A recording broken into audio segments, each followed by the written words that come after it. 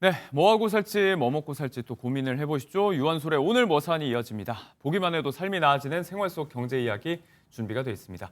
일타 수강생 박진아 아나운서 오늘도 함께하고요. 오늘 주제 모실 분 소개를 좀 해주시죠. 네, 오늘 주제는요. 예. 내 집 마련의 꿈, 청약에 대해서 이야기를 해볼까 합니다. 청약. 경쟁률이 워낙에 치열하다 보니까 당첨 확률을 높이기 위한 꿀팁은 뭐가 있을지 궁금해하시는 분들 계실 것 같은데요. 오늘 이와 관련한 이야기 나눠보도록 하겠습니다. 박지민 월용청약연구소 대표님 나와주셨습니다. 어서 오세요. 안녕하세요. 네, 어서 오세요.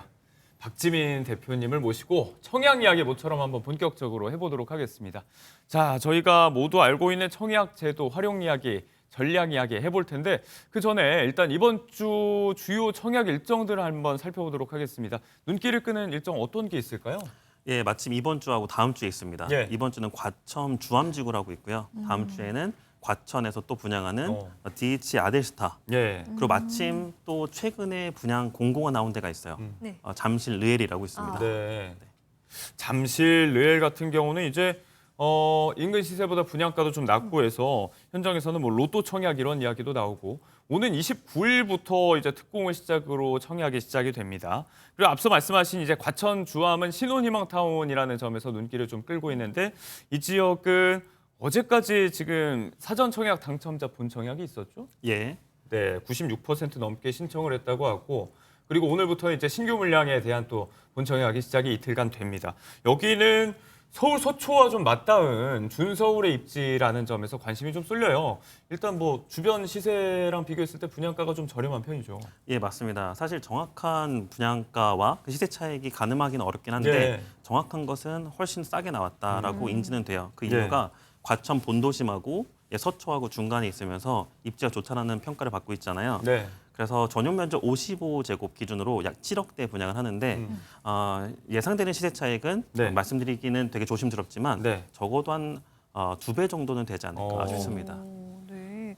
또 잠실 르엘 같은 경우에는 후분양 단지여가지고 입주 시점이랑 당첨 발표 시기가 굉장히 좁잖아요. 그래서 잔금 마련할 시간이 없어서 현금 부자들만 가능한 거 아니냐 이런 얘기가 나오던데요. 예, 맞습니다. 사실 627 대출 규제 때문에 현금 부자들만 청약해야 되는 시기가 왔긴 했거든요. 네. 네, 잠실 레일 같은 경우는 예. 지금 분양하면 2026년 1월 달에 입주해요. 그러니까 채 4개월, 5개월 만에 입주를 하잖아요. 예. 근데 결국 분양가가 예를 들어서 17억이다라고 하면 현금 나머지 그 6억의 대출을 제외하고는 전부 다 현금이 필요하거든요. 예. 그러니까 이게 대출 규제 전과 후가 비교한다고 하면 어차피 현금은 많이 필요한 시기였기 때문에 현금 부자만 청약이 가능한 것은 맞습니다. 과천 주암의 신혼희망타운 이야기를 조금 더 해볼 텐데 이곳은 또 이제 그 수익공유형 모기지 의무 가입 조건이 있잖아요. 이 부분 설명을 좀 해주실까요? 예, 맞습니다. 그 주택도시기금으로 정책자금을 지원을 하거든요. 예. 그런데 예를 들어서 7억 원의 분양을 받았는데 14억 원에 팔게 되었다. 나중에 예. 그럼 7억 원에 대한 이익을 정부와 최소 10%부터 최대 50%까지 공유를 합니다. 절반까지 나눠야 되는 거예요. 예.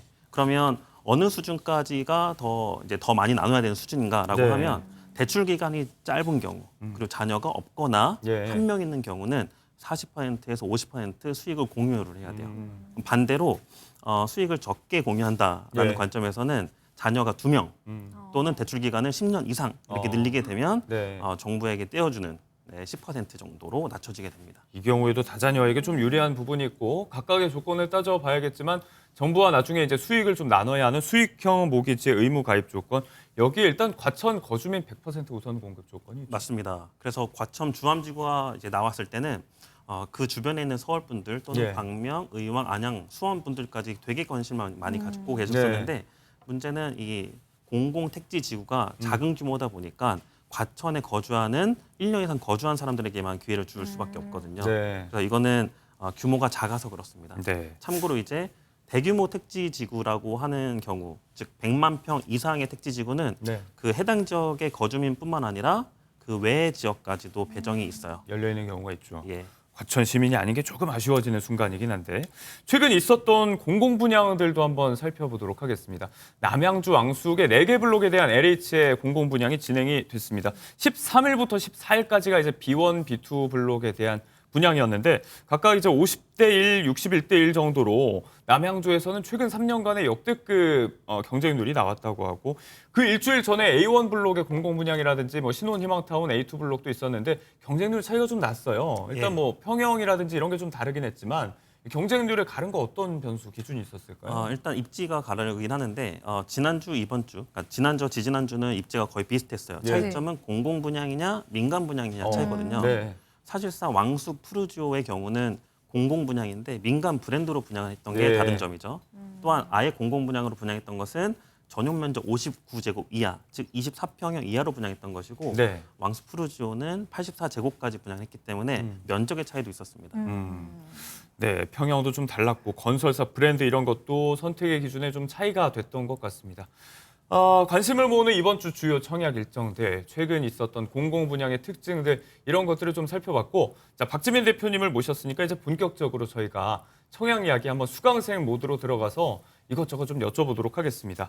일단 뭐 청약제도 뭐 다들 알고는 계시죠. 그런데 세세한 조건들 이런 거 따지는 게 머리가 아프고 어떤 전략을 짜야 될지 고심하셨던 분들이 많이 계실 것 같은데 일단 올해 달라진 것들부터 좀 짚어보면 좋을 것 같아요.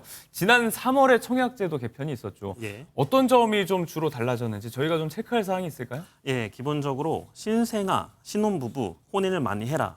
그러니까 정부가 이제 낮아지는 출산율 때문에 청약제도를 개선을 해서 어떻게든 이제 자녀를 낳고 신혼부부가 증가되는 정책을 많이 마련했는데 그게 이제 어린 자녀 네. 또는 이제 막 결혼하신 분들에 대한 혜택을 엄청나게 줬습니다. 그 일례로 하나가 예. 신혼부부의 특별공급 물량을 확대한 것인데 네. 기존 몇 %였죠? 기존에가 18%였습니다. 네. 근데 이게 23%, 무려 5%나 증가했습니다. 네. 이게 5%가 작은 차이라고 볼 수 있지만 사실상 이 정해진 물량에서 5%를 줬다는 것은 어디선가 5%를 빼야 되잖아요. 네. 어디서 뺐냐? 일반 공급에서 빼왔습니다. 그렇군요. 네, 특별 공급을 제외한 나머지 일반 공급을 5% 빼와서 신혼부부 특별 공급에게 줬습니다. 네. 이런 부분 챙겨야 되는 부분이 네. 만약에 배정이 늘어나면 같은 청약자 수가 들어온다고 하더라도 네. 경쟁률이 낮아져요. 그만큼. 그러니까 내 당첨률이 높아지는 효과가 네. 있는 것이죠. 네. 너무나도 슬프게도 저는 해당이 되지 않아가지고 고민스러운데 사실 이렇게 내용을 알더라도 30대의 미혼인 저 같은 경우에는 어떻게 청약을 활용하면 좋을지 고민스럽거든요. 어떻게 예. 되나요? 그래서 한 2년 전쯤에 청년 1인 가구에 대한 청약제도 개편안도 있었어요. 그게 뭐냐면 생애 최초 특별 공급이거든요. 네. 원래는 생애 최초 특별 공급의 조건은 혼인이 무조건. 근데 1인 가구라도 전용 면적 60제곱 이하에서는 추천 물량을 배정하게 됩니다. 즉 1인 가구라도 네. 소형 평형에 청약을 하잖아요. 그럼 네. 당첨 가능성이 있는 거죠. 그렇게 하시거나 네. 내가 특별 공급 그 외에 해당이 안 된다고 하더라도 그 다음 날 보통은 특별 공급 접수일 다음 날에 일반 공급 접수를 받거든요. 네. 근데 청약을 하시면 물론 가점이 낮으시겠죠. 낮은 가점에서도 추첨제가 있습니다. 잘 골라서 넣으시면 당첨 가능하십니다. 네, 이제 뭐 여기에 해당되지 않는 박진 아나운서가 불이 나게 한번 물어봤는데 조금 더 여쭤볼게요. 청약제도 개편에 관해서 신혼부부 그리고 또 신생아 자녀를 둔 가정에 조금 더 유리해진 점들, 확대된 점들이 조금 더 있을 것 같아서요. 예, 맞습니다. 신생아에 대한 개념 정리가 우선 필요한데 예. 임신 또는 자녀 출산 2년 이내에 해당되는 가구의 경우는 신생아 자녀로 분류를 합니다. 그래서 이 가구에는 네. 혜택을 더 줬어요. 그 어떤 혜택이 얘기인가요? 기존의 이제 공급 비율이 20%였거든요. 네. 근데 이거를 35%까지 상향을 합니다. 어허. 이게 무슨 말이냐면 네. 신혼부부 특별 공급 내에서 네. 신생아 특별 공급이 그 속에 있는데 네. 네. 그 배정을 그 안에서 20%에서 35%로 늘렸다는 거죠. 15% 늘렸다. 그러니까 머리가 복잡해지지 네, 이렇게 네. 생각하시면 돼요. 전체 물량에서 23%가 신혼인데 네. 네. 23% 내에서 또 잘게 쪼개 놓으면 신생아 비중을 그 중에서 35%를 주었다라는 겁니다. 우리가 다 이제 산수 배웠잖아요. 네. 23% 곱하기 35%를 하게 되면 물량이 딱 나옵니다. 어허. 네, 중요한 것은 늘어났다. 네. 계산도 안 해보셔도 되고요. 네, 네, 늘어난 것을 우리는 접수하고 활용하면 된다. 일반 공급 같은 경우는 어떤가요? 이제 우선 공급 도입도 50% 한다고 하는데. 맞아요. 그 일반 공급 이 개념 정리가 되게 어려운데 네네네. 보통 일반 공급은 공공 분양의 일반 공급, 민영 분양의 일반 공급이 있는데 민영은 여기에서 해당이 안 됩니다. 공공 분양에서 신생아 배정 물량을 많이 늘려놨죠. 예. 그게 이제 50%까지. 예. 원래는 일반 공급은 어떻게 당첨되지라고 하면 네. 통상 월 과거에는 10만 원씩 예치금 그다음에 작년 11월부터는 25만 원씩 예치금을 예. 많이 쌓은 사람 예치금 순서대로 네. 선발했거든요. 네네. 근데 그 중에 다시 절반을 신생아한테 준다는 얘기입니다. 그 신생아의 기준이 이제 2024년 6월 19일 이후에 출생 자녀 가구가 포함이 되는 거고, 네. 네. 이 경우에는 이제 부부가 기존에 특공 당첨 이력이 있어도 한 번 더 이제 기회를 준다라는 차원의 또 확대도 있고, 무주택 관련 부분에 좀 확대된 부분도 있지 않습니까? 예, 맞습니다. 이게 재밌는 사실인데요. 네. 많이들 모르십니다. 네. 주택을 갖고 있어요. 네. 근데 2024년 6월 19일 이후에 출생 자녀가 있어요. 예. 일시적으로 무주택 간주입니다. 그런가요? 예, 그래서 무주택자로 청약을 하신 다음에 이 주택 기존에 갖고 있는 것을 처분한다라는 처분 조건이 약정을 따라 하면 붙고. 그렇죠. 청약을 할 수가 있습니다. 그렇군요. 그러니까 자녀를 계속 낳으라는 얘기입니다. 열심히 해야겠네요. 신생아를 둔 가정, 신혼부부에게 조금 더 확대된 특공, 뭐 기존 조건들 그리고 더 유리해진 부분들 확인을 좀 하고 챙겨야 될 것 같습니다. 일단 뭐 저는 박진 아나운서에 비해서 이제 따져본다면 나이는 이제 40대 초입에 들어섰고 나이 얘기 안 하고 싶은데 자꾸 작가님이 대본에 쓰셔가지고 얘기를 하게 되는데 놀랐습니다. 네, 여기에 또 이제 혼인신고 기준 7년 이내니까 신혼부부에 해당이 지금 되죠. 돌을 앞둔 자녀가 있으니까 지금 앞서 말한 조건들은 대부분 충족이 되거든요. 예. 이런 경우는 지금 전략을 그럼 어떻게 짜면 좋을까요? 특별공급 중에서는 두 가지에 해당이 되십니다. 신혼부부 특별공급하고 예. 만약에 주택이 없다고 하시면 생애 최초 특별공급이 됩니다. 네. 근데 이것도 당첨자 선정 기준이 달라요. 어. 생애 최초 특별공급에 해당이 되면 네. 소득 기준으로도 5분위로 나누거든요. 1, 2, 3, 4, 5단계. 네. 거기에 해당되는 사람들끼리 랜덤 배정. 각 소득 분위별로 랜덤. 그렇죠. 랜덤이고 근데 신혼부부는 여기서 하나 더 나갑니다. 네. 랜덤인데 자녀 수가 많은 사람이 당첨 인정이에요. 네. 이제 보통 신혼부부 특별공급에 청약하는 분들은 무자녀, 자녀가 없거나 1자녀 또는 2자녀잖아요. 네네네. 그러면 당연히 2자녀가 더 당첨에 유리하겠죠. 어. 그래서 아이를 이제 낳으시고 너무 좋은데 네. 자녀가 한 명 더 있다고 하시면 신혼부부 특별공급의 당첨 가능성이 더 높아집니다. 노력을 해야 되는 이유가 이렇게 하나 더 생기고 있습니다. 네. 그러니까 이제 신혼부부면서 무주택자인 분들이 굉장히 많습니다. 사실 대부분이 이런 경우에 해당할 텐데 말씀하신 대로 이제 생애 최초 특공에도 해당이 되고 신혼부부 특공에도 해당이 되는데 둘 중에 하나만 선택을 해야 되니까 이런 것들을 고민할 거 아니에요. 자녀 유무 이런 것들을 좀 따져봐야 되겠네요. 예, 자녀 유무가 굉장히 중요한데 내가 자녀가 없는데 신혼부부 특공자에 해당이 된다라고 하면 예. 선택이 갈리잖아요. 네. 그러면 지금까지의 과거 데이터가 어느 특공에 더 많이 쏠렸냐라고 보면 예. 역사적으로 생애 최초 특별공급에 더 많은 청약자가 몰렸습니다. 경쟁률이 더 높다는 거죠. 그렇죠. 신혼부부 특별공급에서도 자녀 수 경쟁이긴 한데 일부 30%의 물량은 추첨제거든요. 네. 그러니까 자녀가 없더라도 네. 추첨 물량 30%에 배정이 돼서 랜덤 이제 추첨 받기 때문에 그럼 모수 자체가 적은 게 좋아요. 그래서 선택은 생애 최초를 하지 마시고 네. 신혼부부 청약을 하시면 된다. 음. 근데 여기서도 그러면 또 질문이 갈립니다. 네. 요즘에 부부가 중복 청약이 가능하다고 하는데 어떻게 그러니까요. 할까요? 네네. 한 사람은 신혼, 한 사람은 생초 이렇게 넣으면 될까요? 라는 질문도 받습니다. 저는 하나만 가는 거죠. 무조건. 경쟁률이 낮은 거에 두 사람 다 청약을 하시면 됩니다. 굳이 분산할 필요가 전혀 없다. 네. 그렇다면 이 경우는 어떤가? 이제 그 자녀 하나 더 이제 낳으라는 말씀을 하셨지만 이번에 또 청약제도 개편이 되면서 다자녀 유형도 기존 세 자녀에서 두 자녀로 확대가 지금 된 상황이죠. 여기에 뭐 무주택의 신혼부부라고 하면 이제 넣을 수 있는 특공은 모두 다 해당이 되는 건데 선택지가 더 많아지니까 네. 이런 분들은 전략 짤 때 조금 더 고심해야 될 것 같아요. 예, 제가 재미있어하는 전략이기도 한데요. 예. 그러면 선택지가 세 개잖아요. 네네. 세 개 중에서 생애 최초는 무작위 추첨, 네. 신혼부부는 자녀수 추첨, 예. 그다음 다자녀 특별공급은 100점 만점의 점수제입니다. 그래서 점수를 계산했을 때 네. 과거 세 자녀만 세 자녀 이상인 경우 다자녀 특별공급 가능했던 시절은 네. 보통 80점 넘어가면 웬만하면 당첨이다라고 했거든요. 네네. 요즘은 가점 커트라인이 살짝 높아졌어요. 아, 그래서 갖고 있을 수 있는 최대 점수가 이 자녀는 80점까지 가질 수 있거든요. 네네네. 네, 80점이 넘어간다라고 하면 그나마 당첨 가능성이 있고, 근데 세 자녀인데 75점인 경우도 있어요. 그러면 오히려 75점인 세 자녀 가구가 네. 80점인 이 자녀 가구보다 더 불리해지는 더 불리해지죠. 그래서 이거는 100점 만점 기준에서 내 네. 점수가 어디에 해당되는지 꼼꼼한 계산이 필요합니다. 이 경우에는 이제 가점을 잘 따져봐야 될 것 같습니다. 네, 그리고 또 청약 넣을 때 하나 고민인 게 어떤 유형, 정말 다양한 유형이 있잖아요. 타입이 있잖아요. 가점이 낮지만 무조건 당첨이 우선이다라는 사람에게는 어떤 타입을 고르는 게 좋을까요? 앞서 뭐 남양주 왕숙 같은 경우도 이제 좀 블록별로 갈렸으니까. 네. 예를 들어서 46제곱이 있고 네. 55제곱이 있다라고 예. 하면 하나는 21평, 하나는 23평이거든요. 그쵸. 사람들이 뭘 좋아할까요?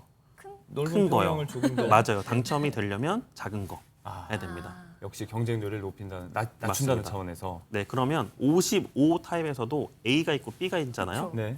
A는 우리가 보통 알고 있는 뭐 판상형이다라고 할게요. 예, 방이 일렬로 돼 있어서 조금 더 이제 인기가 많은 많은 타입들. 거, 그렇죠. B 타입은 인기가 좀 덜한 거. 네. 그건 당연히 B를 해야죠. 어. 근데 여기서 또 하나 꼬아 볼게요. 네네. 이 B 타입이 예를 들어서 세대수를 100세대 공급하고 네. A 타입이 50세대 공급한다. 이때 선택이 또 갈립니다. 사람들이 보통 많은 세대수를 더 선호하거든요. 네. 근데 우리는 적은 세대수. 그러니까 뭐든지 일단 당첨 확률을 높이는 방향으로 좀 고민을 해보라. 맞습니다. 네, 경쟁률을 떨어뜨릴 수 있는 쪽으로 전략적으로 선택하는 판단도 필요할 것 같다라는 말씀이었습니다. 머리가 좀 아픈 와중에도 어떻게 가닥이 좀 잡히시는지 모르겠습니다. 오늘 박지민 대표님 모시고 청약 활용 전략에 관한 여러 가지 이야기 나눠보고 있는데 이제 시간이 조금 남아 있으니까 마지막으로 좀 이것만큼은 좀 짚고 넘어갔으면 좋겠다 하는 전수해 주실 만한 꿀팁이 있다면 몇 가지 좀 부탁드릴게요. 예. 그 분양가가 굉장히 중요하잖아요. 사실 우리가 청약을 하는 이유는 네. 딱 한 가지 이유입니다. 새 집을 싸게 내 집 마련하기 위해서. 네. 근데 요즘은 새 집이긴 한데 비쌉니다. 네. 그래서 이 비싸다, 싸다, 적정하다의 가격 판단 기준이 되게 중요해요. 음. 그래서 시세보다 높으면 청약을 고민하셔야 돼요. 네. 막 청약했다가 계약을 취소하는 경우도 생기거든요. 그런 경우가 많죠. 예. 근데 대신에 나는 무조건 시세보다 싼 것만 고집해라고 하면 당첨이 안 되겠죠. 힘들거나 네. 경쟁이 너무 심화가 되니까요. 그때는 적당한 타협선이 필요한데 서울 같은 경우는 시세보다 약 10% 정도 높아도 완판, 그 계약이 다 되는 경우가 많고요. 네. 경기도 같은 경우는 시세만큼 분양을 하면 그나마 좀 계약률이 높은 경우가 있습니다. 근데 지방 그 외수도권 같은 경우는 시세보다 10%가 저렴해도 분양이 다 안 되는 경우가 네. 있거든요. 지역별로 그런 이제 구분을 하시는 게 좋고요. 네. 또 하나는 오히려 이게 첫 번째 전제, 분양하는 목적, 청약하는 목적, 새 집을 내 집 마련한다. 그러면 새 집인 것을 사는 것도 좋은 방법이기도 하겠죠. 왜냐하면 분양가보다 싼 새 집 있다라고 네. 하면 아예 매수로 생각을 바꾸는 것도 괜찮습니다. 굳이 청약에만 매달릴 필요가 없이 흔히 뭐 청약은 로또라는 표현을 많이 하죠. 내 집 마련에 대한 기대감만큼이나 이제 확률이 좀 낮다는 어떤 양가적인 감정의 표현일 텐데 한 발 앞서서 정보를 얻고 사전에 전략도 철저히 짜고 이런 것들이 결국 확률을 높여가는 부분이지 않을까 싶습니다. 네, 오늘 박지민 월용청약연구소 대표님 모시고 청약 이야기 이모저모 나눠봤습니다. 고맙습니다. 고맙습니다.